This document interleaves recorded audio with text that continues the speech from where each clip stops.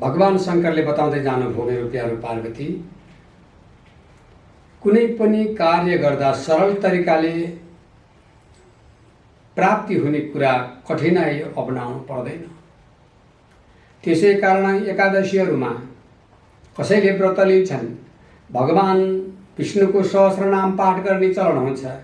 विष्णु सहस्रनाम पाठ गर्न जान्नेले त गर्लान्, नजान्नेले यही श्री राम राम रामेति रमे रामे मनोरमे सहस्रनाम तत्तुल्यम राम नाम वरानने यो भन्नु र एक पटक विष्णु सहस्रनाम पाठ गर्नु बराबर हो। अथवा हातमा जपमाला लिनु अनि श्रीराम जय जय राम अथवा सीताराम सीताराम अथवा ओम नमो भगवते वासुदेवाय जे जप्न मन लाग्छ। यो संसारमा जप जति ठुलो केही छैन, त्यो जप नै सर्वे सर्वा हो भनेर अनि भगवान शङ्करले राम नामको महत्त्वको बारेमा बताउँदै जानुभयो। अनि शङ्कर भगवान पार्वतीलाई बताउँदै जानुहुन्छ, हे मेरो प्यारो पार्वती। अनि ब्रह्माले नारदलाई पनि बताउँदै जानुभयो। अनि नारदलाई ब्रह्माले अर्को कहानी बताउनु भयो। सुन नारद, अब भगवान परशुराम कसरी भगवानको 6औं अवतार भए भन्ने बारेमा पनि म तिमीलाई पुरातन इतिहास बताउँछु। कार्तवीर्य नाम गरेका हय वंशी 1000 बाहु भएका राजा पृथ्वीमा भ्रमण गर्दै गर्दै जाँदाखेरि यमदग्नि नाम गरेका ऋषिका आश्रममा बस्न पुगेछन्। अनि यमदग्नि ऋषिले पनि चक्रवर्ती राजा भनेर उनका सेनालाई आफ्नो कामधेनु नाम गरेको गाईका दुधबाट बनेको पायसले अतिथ्य सत्कार गरे। भोलिपल्ट बिहान राजाले यसो उठेर हेरे, कटेरीमा गाई, कुटीमा ऋषि, केही खजाना पनि छैन। हे ऋषि भएर हाम्रा यत्रा सेनालाई तपाईँले कसरी भोजन प्रसादी गराउनु भयो भन्दा ऋषिले भने, महाराज अरू कुरो त के छ र, मसँग यिनै एउटा गाई छिन्, यिनै गाईका दुधबाट बनेको पायसले मैले हजुरको अतिथ्य सत्कार गरेको हो। भन्दाखेरि यो गाई त मलाई दिनु पर्यो भनेर कार्तवीर्यले भने। अनि ऋषिले भने, हामी ब्राह्मणको आधार भनेको गाई हुन्छन्, गाई बिना हामी बाँच्नै सक्दैनौँ। हामीलाई शुद्धताको लागि गाईको गोबर चाहिन्छ। हामीले गाईको गउँतबाट नै हामी शुद्ध हुन्छौँ।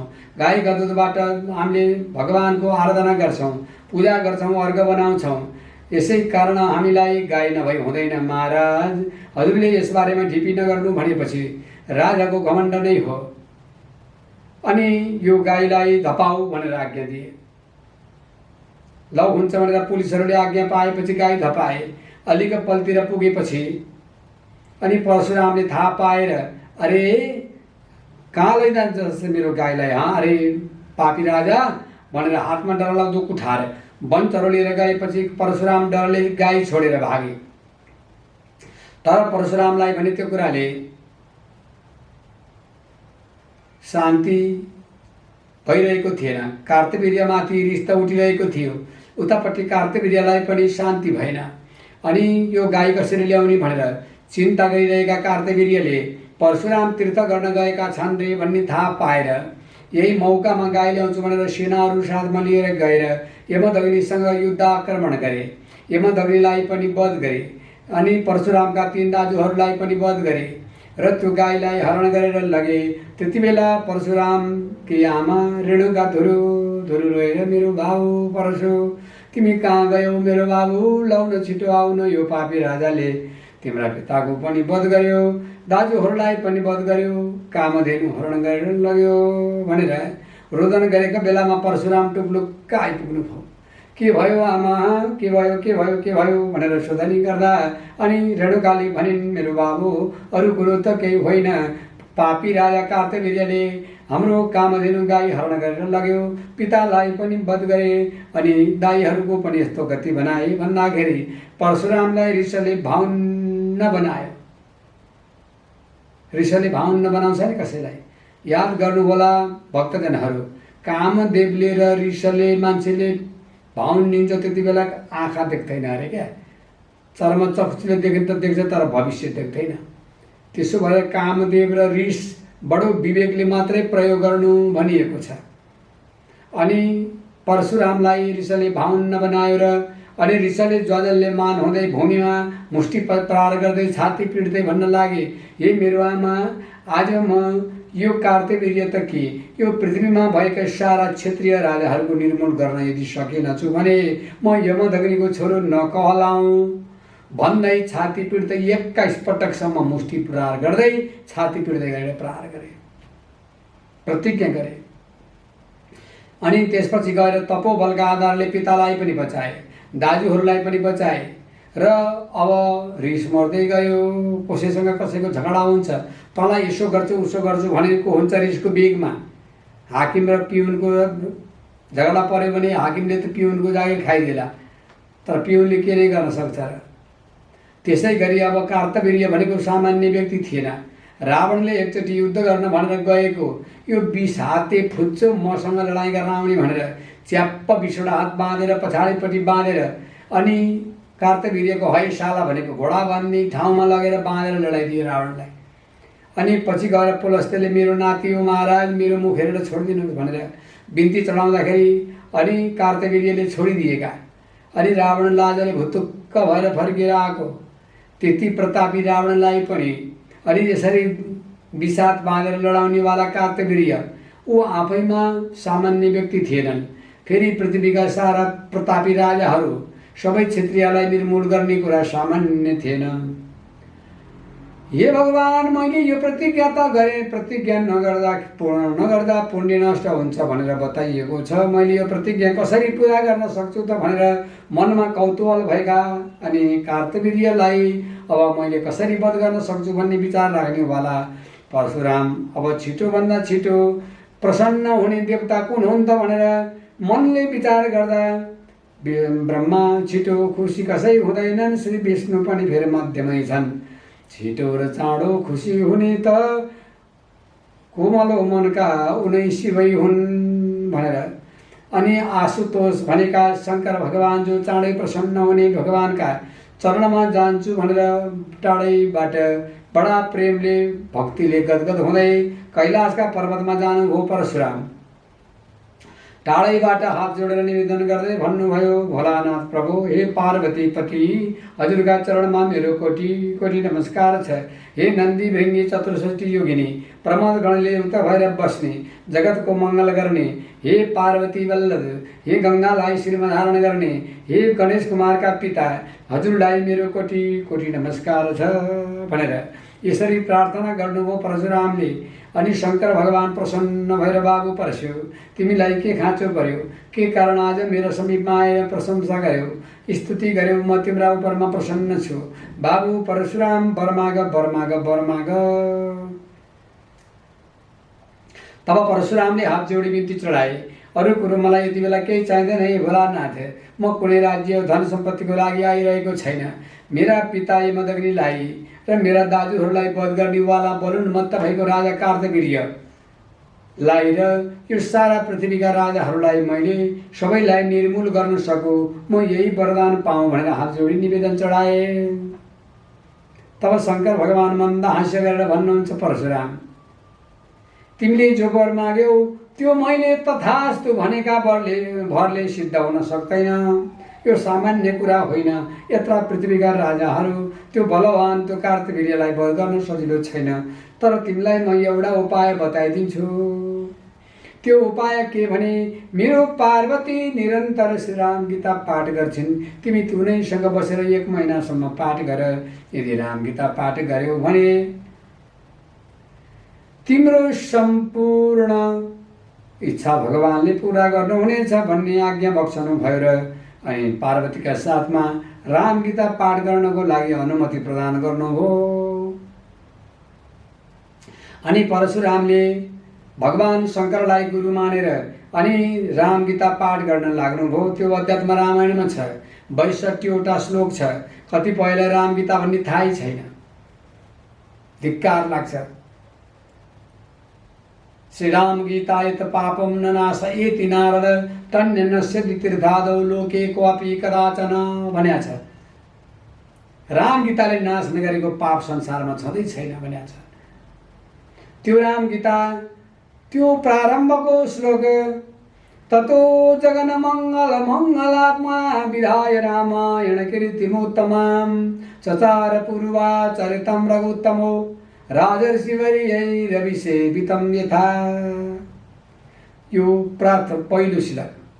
अनि यसै गरी अन्तिममा गएर यसैवते माम गुणम गुणात् परम हृदा कदा वा यदि वा गुणात्मकम शोभम स्वपदाञ्चित रेणुविस्पृशन् पुनाति लोकत्रयं यथा रवि।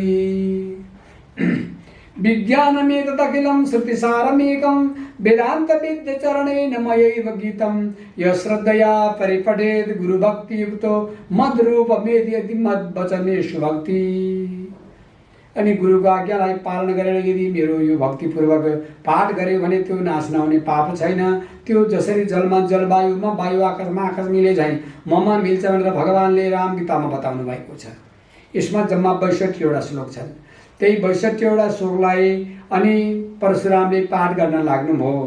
पाठ गर्दै गर्दै गर्दै गर्दै जाँदाखेरि 1 महिना पूर्ण भएपछि अनि भगवान नारायणले शङ्ख चक्र गदा पद्म लिएको, वनमाला लगाएको, शिरमा मुकुटमणिले परिपूर्ण भएको, वैजयन्तिक मालाले परिपूर्ण भएका, भगवान कोटि सूर्य समान तेजले युक्त भएका परब्रह्मस्वरूप श्रीनारायणले दर्शन प्रदान गर्नुभयो।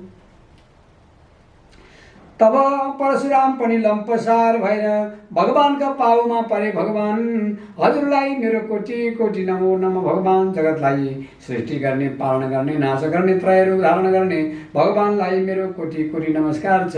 हे लक्ष्मीका पति, हे सर्वेश्वर भगवान, आज हजुरलाई म के स्तुति गर्न सक्छु र शङ्कर भगवानका कृपाले आज मैले हजुरको दर्शन पाउनु मैले अहो भाग्य मानेको छु। प्रभु हजुरका चरणमा मेरो कोटि कोटि वन्दना भनेर अनि परशुराम भगवानका पाउमा परेपछि भगवानले करकमलले उठाउँदै भन्नुभयो, बाबु परशुराम के वर माग्छौ? वर माग, तिम्रा उपरमा प्रसन्न छु म। मेरो मुटुभन्दा पनि प्यारो यो राम गीता मैले लक्ष्मणलाई दिएको, यो सम्पूर्ण सृष्टि सागरलाई नै मन्थन गरेर बनाएको यो राम गीता पाठ गरेका उपरमा मैले प्रसन्न भएर तिमीलाई वरदान दिन आइरहेको छु।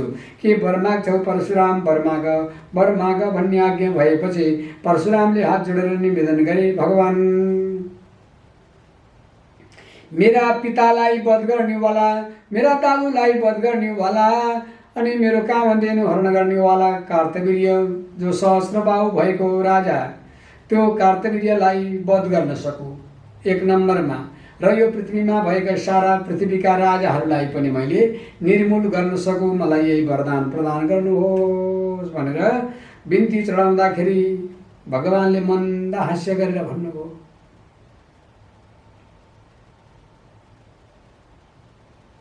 बाबु परशुराम कति डरलाग्दो वर माग्यौ हँ।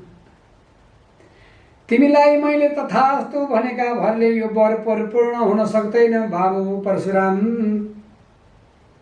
आजको दिन उपरान्त तिम्रा शरीरमा मेरो प्रवेश हुनेछ र तिमी नै मेरो 6औं अवतार हुनेछौ र तिमीले गएर कार्तवीर्यलाई वध गर्नेछौ, लगायत पृथ्वीका सम्पूर्ण राजाहरूलाई पनि तिमीले निर्मूल गर्नेछौ र 21 पटक नै पृथ्वीलाई भ्रमण गरेर निक्षेत्रीय पृथ्वी तिमीले कश्यपलाई अर्पण गर्नु र पछि गएर त्रेताका अन्त्यमा मैले राम अवतार लिनेछु। राजतीयको शक्ति मैले धनुका माध्यमबाट, हरिको धनुको माध्यमबाट मैले खोसेर लिनेछु। त्यति बेला जानिराख्नु, आजलाई तिमीलाई अब मैले मेरो अंश प्रदान गरेँ, तिमी नै मेरो 6औं अवतार भयो भनेर भगवानले वर प्रदान गर्नुभयो अथवा आफै परशुराममा लीन हुनुभयो र परशुराम अवतार बन्नुभयो। हे बाबु नारद, 1 महिना राम गीता पाठ गरेको भरमा परशुराम स्वयं भगवानको अवतार बन्न पुगे भने कि जाबो पाप नाश हुँदैन होला त? त्यसैले बताइएको छ, राम गीताले पाप नाश नगरेको पाप संसारमा छँदै छैन। बिना तीर्थ, बिना ध्यान, बिना जप भगवानको गीताको, राम गीताको पाठ गर्यो भने त्यो साक्षात मुक्ति हुन्छ भनेर भगवान रामले आफ्ना भाइ लक्ष्मणलाई बताउनु भएको छ।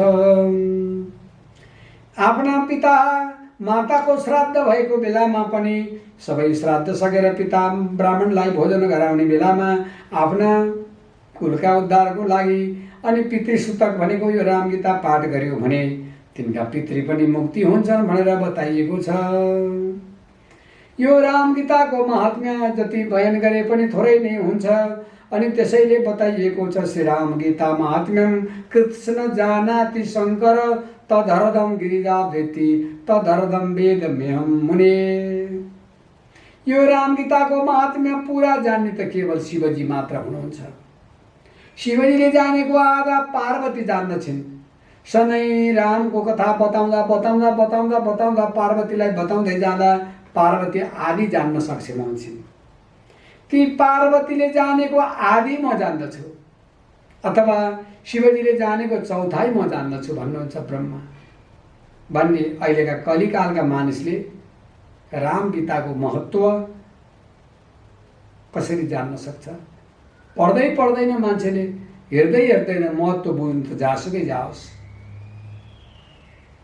पढेर बुझेर त्यसको व्यवहारमा प्रयोग गर्नु त कति टाढाको कुरा, कति टाढाको कुरा। अलिकति पढेका जनहरूले फेर रामगीतालाई अध्ययन गरी बक्सेला, त्यो अरूको लागि होइन, आफ्नै लागि हो। श्रीमद् भागवतमा भागवत गीताले त्याग सिकाएको छ। यो संसार सबै झुटा हो, आत्मा मात्र साँचो हो, परिवार सबै धन सम्पत्ति सबै झुटा भनेर भगवान कृष्णले एउटा आत्मा मात्रै साँचो वस्तु हो, तिमी पनि तिमी होइनौ, तिमी यो जन्म लिएको केही पृथ्वीमा केही कर्म गर्न हो भनेर सबै कुरा छोडिदेऊ, त्यागिदेऊ, एक मलाई मात्रै स्मरण गर भनेर भगवान कृष्णले दिएको दिव्य उपदेश श्रीमद् भागवत गीता अन्तर्गत पर्दछ। तर श्रीराम गीतामा भगवानले भन्नुभएको छ यसेवते माम गुणम गुणात् परम हृदा कदा वा यदि वा गुणात्मकम सोहम स्वपदान चितरेणुभि स्पृशन पुनाति लोकत्रयम यथा रवि। मेरा यही सगुण स्वरूप कन खुशी मानी भजन ध्यान गरुन् वा निर्गुण आत्मारूपमा लाएर यो मन धरुन्। ती दुवै मै तुल्य हुन्, ती मै हुँ, ती मै शरीका पनि गर्छन् सब भुवनै पवित्र तिनले कुल्ची दिनमा पनि। बाबु लक्ष्मण, यो राम गीताको पाठ गर्ने मानिसको उसले टेकेको जमिनै पवित्र हुन्छ। जसरी सूर्यले प्रकाश र पवित्रता प्रदान गर्नुभएको छ जगतमा, त्यसै गरी यो राम गीता निरन्तर पाठ गर्ने व्यक्तिले यो संसारलाई नै पवित्र पार्छ। हनुमानलाई अगाडि राखेर पाठ गर्न सक्यो भने पनि राम्रो हुन्छ, अथवा अत्यन्तै त्यागी योगीहरूलाई अगाडि राखेर पाठ गर्नु, अमलाको वृक्षको मुनि बसेर पाठ गर्नु, अथवा शालिग्राम अगाडि राखेर पाठ गर्नु, तुलसीका मठका नजिक बसेर पाठ गर्नु, यो राम गीता पाठ गर्दाखेरि स्वयं नारायणको वाणी सम्झेर पाठ गर्नु भनेर नारदलाई अनि ब्रह्माले बताउँदै बताउँदै जानुभयो। हे बाबु नारद, अब यो राम गीताको महात्म्य जति भने पनि सम्भावना छैन। अब यस्तै चर्चामा म तिमीलाई रामकै महात्म्य बारेमा बताउँछु। अनि शङ्कर भगवान आनन्द स्वरूपले विराजमान भएर बसिरहेको बेलामा अनि बेला बेलामा भगवान राम राम राम भन्ने जगन्माता पार्वतीले एक दिन प्रश्न गर्नुभयो, भगवान हजुरलाई देवादिदेव महादेव भन्छन्, हजुरले रातो दिन राम राम राम भन्नुहुन्छ, हजुरले जप्ने राम वास्तवमा को हुन्? ती दशरथ राजाका छोरा हुन् कि अथवा राम भन्ने व्यक्ति अरू नै कोही छन् भनेर प्रश्न गर्दाखेरि जगन्माता पार्वतीले सोधेको प्रश्नलाई भगवान शङ्कर भन्नुहुन्छ, हे पार्वती, आज तिमीले मलाई जो प्रश्न गर्यौ राम कस्ता हुन् भनेर, अनि राम मेरा गुरु हुन्, राम यस्तै हुन् भनेर मैले कसरी तिमीलाई उपमा दिनु? कसैको उपमा दिँदाखेरि ऊभन्दा राम्रो व्यक्तिलाई जोडियो भने त्यो सान्दर्भिक हुन्छ। सम्बन्धित मान्छेभन्दा कमजोरीमा लगेर जोड्यो भने त्यो प्रशंसा हुँदैन। रामलाई कोसँग तुलना गर्ने? मेरो पार्वती। अलिकति तुलना गर्नु पर्दाखेरि राम आकाश जस्ता हुन्। जसरी आकाश नपुगेको यो ब्रह्माण्डमा कहीँ छैन, त्यसै गरी रामको प्रताप नपुगेको ठाउँ कहीँ छैन। जलमा राम, थलमा राम, नक्षत्रगणमा राम, पृथ्वीमा राम, सबै राम, ममा पनि राम, तिमीमा पनि राम। जलमा पनि रामै छन्, जल पनि रामै हुन्, थल पनि रामै हुन्, सारा संसार रामै हुन्, म पनि रामै हुँ। मेरो पार्वती, जल पनि राम हुन्, थल पनि राम हुन्, आकाशमा देखिएका तारागण सबै राम हुन्, सूर्य चन्द्रमा सबै जल थल सबै राम हुन्। रामभन्दा बाहेक अरू कोही पनि छँदै छैन। त्यसैले मेरा गुरु रामको तिमीले कति पनि निन्दा नगर। अनि पार्वतीले भन्छन्, हो भगवान, ल मैले त मानुला, तर सारा संसारले त रामलाई त्यो दृष्टिले हेर्दैनन्। यदि राम ईश्वर भए किन रावणले सीता हरण गरेको बेलामा सामान्य मानिसका झैँ गरी शोक गरेर यत्र तत्र भौतारिएर हिँड्नुभयो?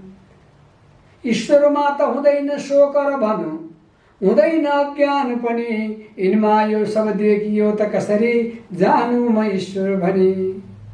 भगवान, हजुरका दिव्य उपदेशले म त जान्दछु, तर लोकले त शङ्का गर्छ। राम यदि ईश्वर भए किन सीतालाई रावणले हरण गरेको बेलामा चिन्ताले व्याकुल भएर रुँदै रुँदै यत्र तत्र हिँड्नुभयो भनेर प्रश्न गर्दाखेरि अनि शङ्कर भगवान पार्वतीलाई भन्नुहुन्छ, हे मेरो पार्वती, सुन, यो बारेमा म तिमीलाई बताउँछु। मानिसहरूले आफूलाई आफ्नो व्यवहार जस्तो छ त्यस्तै अर्कालाई आरोपण गर्छ।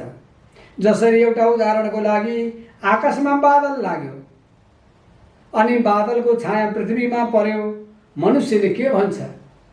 आकाशमा बादल लाग्यो, सूर्यलाई ढाक्यो, ड्याम्म पार्यो, अँध्यारो भयो।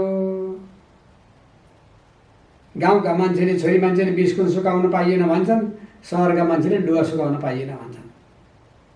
के भन्छन् त भन्दा बादल लागेर सूर्यलाई ढाकिदियो र घाम लागेन भन्छन्। हे मेरो पार्वती, अब तिमी भन, पृथ्वीभन्दा 10 लाख गुणा ठुलो सूर्यलाई, पृथ्वीभन्दा 14 करोड 88 लाख किलोमिटर टाढा दूरीमा रहेको सूर्यलाई, जो तिलको दाना जत्रो पृथ्वी भए भलिबल जत्रो सूर्य भनेर वैज्ञानिकहरूले प्रमाणित गरेका छन्, त्यति ठुलो सूर्यलाई जब पृथ्वीको अलिकति ठाउँमा उठेको बादलले के सूर्यलाई ढाकेको हो त? बादलले आफूलाई ढाकेको कसैले पनि भन्दैन, सूर्यलाई ढाक्यो भन्छ। त्यसै गरी मानिसले आफ्नो अज्ञानताले गर्दा अनि रामले चिन्ता मानेर हिँडेको देखेर सीताको पीर मानेको देख्छ, तर स्वयं निर्गुण परब्रह्म मेरा राममा कुनै शोक छैन, चिन्ता छैन, तर मनुष्यको दृष्टिमा शोक गरेको जस्तो देखिएको मात्र हो। जसरी सूर्यको सतहमा अन्धकारको क्लेश छैन, त्यसै गरी राममा अज्ञानको कुनै क्लेशै छैन। जसरी एउटा रिङ्गटा लागेको मान्छे भन्छ, पहाड घुम्यो, पर्वत घुम्यो, सुतेको ठाउँमा भयो ओछिनै घुम्यो, कोठा घुम्यो भन्ला, तर घुमेको त पहाड पर्वत पनि होइन, कोठा घुम्यो नि होइन, उसैको रिङ्गटा घुमेको हो। त्यस्तै अज्ञान रूपी रिङ्गटा हुने मनुष्यले रामलाई अज्ञानी देख्छ, शोक गरेको देख्छ, मोहित भएको देख्छ। तर मेरो पार्वती, कहिल्यै पनि राममा शोक छैन, मोह छैन, अज्ञान छैन। यस्ता निर्गुण परमात्मा परब्रह्म स्वरूप निरन्तर मेरा हृदयमा विराजित भगवान प्रभुको मैले कसरी बयान गरौँ? तिमीले यसमा कति पनि शङ्का नमान। यही शङ्काका प्रसङ्गमा भगवान शङ्करले अनि सतीदेवीलाई पूर्व जन्मको सम्पूर्ण वृत्तान्त बताउनुहुन्छ। तिमी अघिल्लो जन्ममा सती हुँदाखेरि अनि तिमी र म जङ्गलमा घुम्दै घुम्दै गयौँ। अनि जाँदाखेरि भगवान रामकी सीतालाई त्यति बेला रावणले हरण गरेर लगेको थियो। अनि सती रूपी तिमी र म सँगै थियौँ। अनि मैले टाढैबाट भगवानलाई साष्टाङ्ग दण्डवत प्रणाम गरेँ। अनि तिमीले मलाई सोध्यौ, आज भगवान हजुर देवादिदेव महादेव जस्तो व्यक्तिले एउटा सामान्य पुरुषलाई टाढैबाट गुरु भनेर नमस्कार गर्नुभयो, यो के आश्चर्य भनेर प्रश्न गर्दा अनि मैले तिमीलाई भनेकै थिएँ। अनि सती रूपमा मैले तिमीलाई भने, हे सती, यी मेरा गुरुदेव हुन्, यी मेरा इष्टदेव हुन्, यी दशरथ राजाका छोरा, यी परब्रह्म स्वरूप राम मेरा गुरुदेव हुन्, यसै कारण मैले प्रणाम गर्दैछु भनेपछि उसो भए यी स्वयं हजुरका गुरु लायक हुन् कि होइनन् त म परीक्षण गर्छु भनेर अनि तिमीले परीक्षा गर्नको लागि विचार गर्यौ। मैले भने तिमीले परीक्षा गर्न हुँदैन, यदि परीक्षा गर्यौ भने ठुलो भुक्तमान भोग्नु पर्ला भनेर मैले नाना प्रकारले सम्झाएँ। तर सती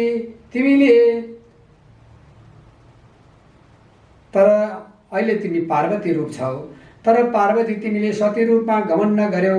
छोरी मान्छेको ढिपी, बालकको ढिपी, राजाको ढिपी, योगीको ढिपी टाढेरै टर्दैन भनिन्छ। म जान्छु परीक्षा लिन जान्छु भन्यौ र तिमीले सती रूपमा गएर सीताको परीक्षा लिन तयार भयो। जब राम लक्ष्मण जङ्गलमा गन्जाए मान गर्दै जय सीते सीते भन्दै भन्दै जङ्गलमा हिँडिरहेको बेलामा तिमी अगाडि गएर सती रूपलाई छोडेर सीता रूप भएर तिमी जब अगाडि बस्यौ अनि मेरा प्रभु रामले भन्नुभयो, आज भोलानाथ त्रिपुरारीलाई छोडेर जगन्माता हजुर किन यहाँ आएर एक्लै बसिरहनु भएको छ? माता सती, म दशरथ राजाको छोरो, मेरो नाम राम, मेरो प्रभुलाई मेरो नमस्कार, मेरो आमालाई कोटी वन्दना भनेर मेरा प्रभु मेरा गुरुले भन्नुभयो। त्यसपछि तिमी डरले थर्कमान भयौ र मेरा समीपमा आयौ अनि मैले तिमीलाई त्यागेँ। आज मेरो गुरुमाताको रूप धारण गरेपछि मैले तिमीलाई मैले पत्नी भन्नु मिल्दैन सती, आजदेखि तिमी पनि मेरो गुरुमाता भयो भनेर मैले तिमीलाई दाहिनेपट्टि राखेँ। अनि त्यसपछि तिमी नाना प्रकारले प्रार्थना गर्यौ, रामको आराधना गर्यौ अनि गएर म कैलाशमा तपस्या गरेँ। 80,000 वर्षसम्म तिमीलाई मैले वास्तै गरिनँ। तिमी मेरा समीपमा बसेर तपस्या गर्यौ, भगवान रामसँग क्षमा माग्यौ अनि हुनेका कृपाले पछि गएर अनि तिम्रा पिता अनि दक्ष प्रजापतिले यज्ञ गरे अनि त्यो यज्ञको माध्यमबाट अनि तिम्रो सती रूपलाई छुटाएर पार्वती रूप बनाउनु थियो। भगवानका कृपाले अनि तिमीले गएर सती रूपलाई त्याग गरेर अनि मेनकाका हिमालय पर्वतको उपरमा मेनकाका गर्भमा वास लिएर पार्वती रूपले फेरि तपस्या गरेर तिमी मैसँग जोडिन आयौ भनेदेखि पार्वती भगवान रामको कहिल्यै पनि निन्दा गर्न हुँदैन। तिमीले अलिकति सीताको रूप धारण गर्दाखेरि त्यत्रो दुःख भोगी हुनु पर्यो भने कहिल्यै पनि भगवानको भक्तजनहरू निन्दा नगर्नु। सकिन्छ भने प्रशंसा गर्नु, भगवानको ध्यान गर्नु, जप गर्नु, तप गर्नु। जप जति ठुलो यो संसारमा केही पनि छैन। विचारको परमाणु हुन्छ भनेर मैले अघि नै भने। परमाणुको बारेमा अलिकति बताउनु पर्दा श्रद्धालु भक्तजनहरू, एउटा उदाहरणको लागि एउटा कोठामा दुईटा खाट छन्। त्यसमा एकजना हात्तीपाइले रोग भएको रोगी सुत्यो र अर्को खाटमा निरोगी मान्छे सुत्यो। संयोगवश त्यो हात्तीपाइले रोग भएको मानिसलाई लामखुट्टेले टोक्यो र त्यसले त्यो रगतले नअगाउँदै त्यो लामखुट्टेलाई त्यो हात्तीपाइले रोग भएको मान्छेले उडाइदियो। अनि त्यसले उसैलाई टोकेको भए त केही फरक पर्ने थिएन। त्यो लामखुट्टेले उडेर गएर त्यो हात्तीपाइले रोग नभएको मान्छेलाई टोक्न पुग्यो र त्यसको त्यो टुँडामा रहेको बीज त्यो रोगको परमाणु गएर त्यो निरोगी मान्छेलाई उसले बीजारोपण गर्यो र परिणामस्वरूप त्यसको 2-3 दिनमा त उसले केही थाहा पाउँदैन। 1 महिनामा पनि त्यति थाहा नहोला, 2-3 महिना भएपछि लक्षण देखा पर्छ र परिणामस्वरूप गएर त्यसले के गर्छ त भन्दा हात्तीपाइले रोगको ऊ भागी भएर ऊ त्यो निरोगी मान्छे पनि रोगीको भागदार हुन पुग्छ। त्यसकारण त्यो बीजमा बीजाणु कति सूक्ष्म छ। सूक्ष्मभन्दा सूक्ष्म परमाणुले प्रभाव पार्दै गएर त्यत्रो शरीरमा उसले नकारात्मक प्रभाव पार्न पुग्यो भने त्यस्तै रूपी भगवान रामको नाम रूपी बीज हामीले मनमा रातों दिन रट्यौँ भने थप्दै लग्यौँ भने हाम्रो शरीरमा के हुन्छ त भन्दा ऊर्जा प्रकट हुन्छ, हाम्रो अनुहारमा उज्यालोपना आउँछ, हामीलाई हिक्मत आउँछ, हामीलाई कसैले पनि हेला गर्न सक्दैन, आवश्यक दैवी शक्तिको अभिवृद्धि हुन्छ। त्यसकारण यो जप जति ठुलो तीर्थ व्रत दान धर्म पूजा आजा यी सबै देखावटी हुन्। सबैभन्दा भगवान प्राप्ति गर्नको लागि जुन भगवानलाई प्राप्ति गर्नु छ तिनै भगवानको सम्बन्धित नाम जप जति ठुलो केही छैन। त्यसमध्येमा पनि राम नामलाई विशेष जोड दिएको छ। राम नामलाई जपेर यहाँहरूको जीवनमा उद्धार होस् र यो जुन श्रद्धालु भक्तजनहरूलाई सेवा पुगोस् भनेर आध्यात्मिक रूपबाट यो रमाइलो टेलिभिजनले दिएको सेवाबाट सम्पूर्ण श्रद्धालु भक्तजनलाई केही सेवा पुगोस्, सबैको मन मस्तिष्कमा नयाँ विचार आओस् र जीवन अत्यन्तै शान्तिपूर्ण तरिकाले व्यतीत होस् भन्दै मैले आजका वाणीलाई यहीँ विश्राम गरेँ। फेरि आगामी दिनमा यहाँहरूको अगाडि उपस्थित हुने बाचा गर्दै आजलाई बिदा हुन्छु। जय श्रीराम, जय राधे, जय श्रीराम।